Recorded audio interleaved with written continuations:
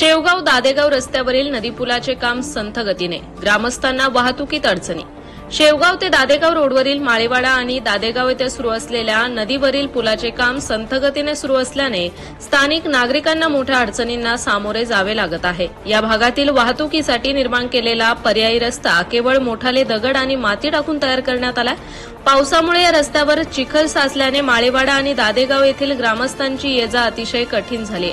या परिस्थितीमुळे स्थानिक नागरिकांमधून संताप व्यक्त होत असून या तात्पुरत्या मार्गावर मोठाली खडी टाकून रस्ता गुळगुळीत आणि सुरक्षित करण्याची मागणी जोर धरू लागली आहे। या मागणीसाठी नागरिकांनी एकत्र येत प्रशासनाचे लक्ष वेधण्याचा प्रयत्न केला।